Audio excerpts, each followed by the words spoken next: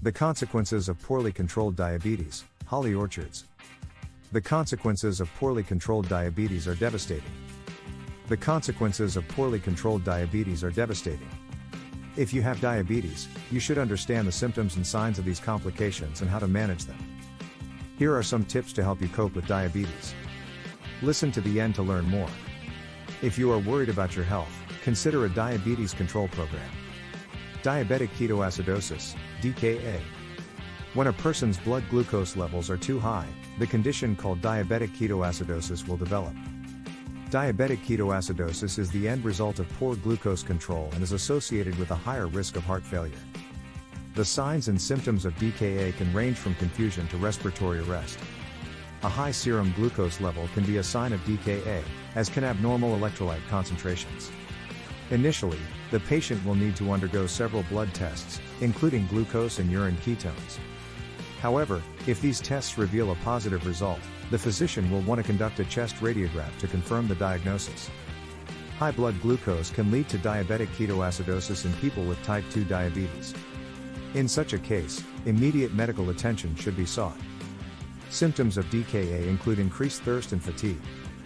The person may also lose weight and appear thinner than normal. Once the condition progresses, a doctor may prescribe insulin for the patient to treat the condition at home. Treatment for DKA depends on the symptoms and severity of the disease. The treatment for DKA will include replacing lost fluids and electrolytes. A person with DKA will also need to receive insulin for reversing the condition. If the condition isn't treated in a timely manner, DKA will progress to a potentially dangerous stage that requires hospitalization. Hyperchloremic acidosis, HCA. The prevalence of hyperchloremic acidosis is unknown. The occurrence of the condition depends on the cause and the etiology of the illness. In critically ill patients, the urine anion gap is the preferred measure.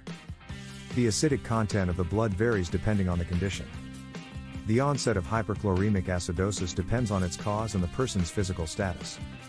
The main cause of hyperchloremic acidosis is impaired excretion of bicarbonate.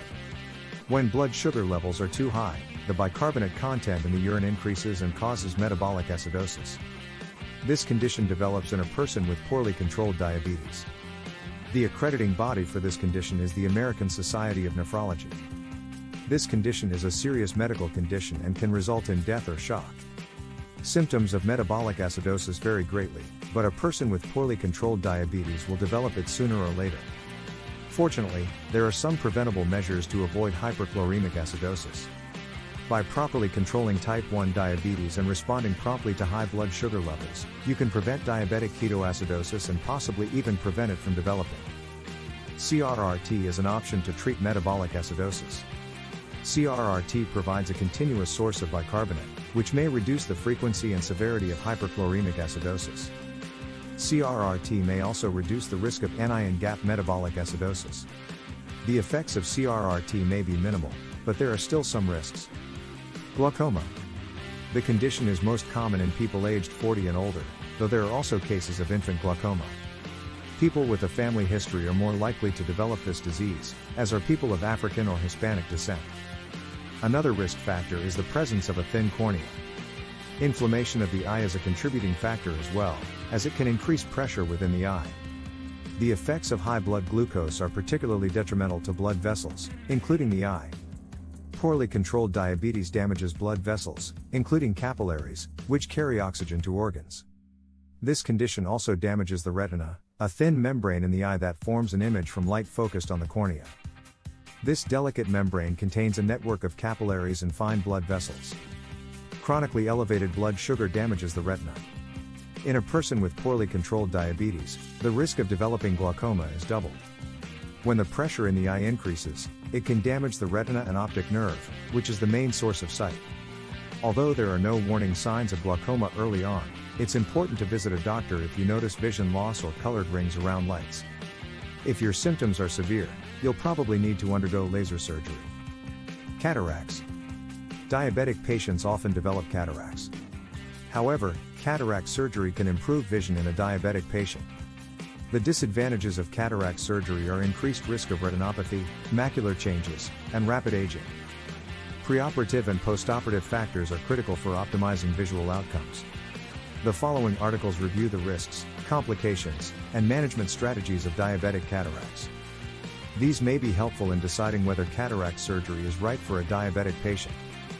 A person with diabetes is twice as likely to develop cataracts as someone without the condition. The process starts with the development of cloudy areas in the cornea and lens, and gradually worsens over time. Some people do not notice any symptoms at first, and may even have no idea that they have developed cataracts. While it is possible to find some treatments for cataracts, surgery is the only surefire way to restore your vision. Cataract surgery is usually successful. After the procedure, the patient will be prescribed eye drops to reduce inflammation and prevent infection. Although the success rate of cataract surgery is high, it may be necessary for a person with diabetes to maintain a healthy blood glucose level. The process will improve the patient's vision, but the outcome depends on overall eye health, the presence of other diabetes-related eye diseases, and the condition of the patient's cataracts. Diabetic retinopathy. The prevalence of diabetic retinopathy is increasing. According to the CDC, there will be about 1.4 million new cases of diabetic retinopathy in the US between 2010 and 2050. African Americans have a greater risk of developing the disease than whites. In addition to ensuring proper blood glucose control, diabetics need to adopt a healthy lifestyle and make sure that their diabetes is under tight control. The early and intermediate stages of diabetic retinopathy are known as nonproliferative retinopathy. Both of these types of diabetic retinopathy cause changes in vision. High blood sugar damages the tiny blood vessels in the retina, causing them to leak fluid. Fluid can then accumulate in the retina, which changes the lens shape. The result is blurred vision. Treatment of diabetic retinopathy depends on the type and extent of the disease. Laser surgery may be necessary to seal off leaky blood vessels, or medications may be prescribed to reduce inflammation and block the formation of new blood vessels. In more advanced stages of diabetic retinopathy, a vitrectomy may be necessary to fix the problems with the vitreous in the retina. The surgeon can also perform surgery to repair retinal detachments and correct traction. Although symptoms are rare in the early stages, the effects of diabetes on the retina are significant. Without proper treatment, diabetic retinopathy may result in permanent vision loss or distorted vision. If you have vision problems, see an eye doctor immediately. Diabetic retinopathy is not curable, but it can be treated and managed. This condition is a disease of poorly controlled diabetes and must be detected early.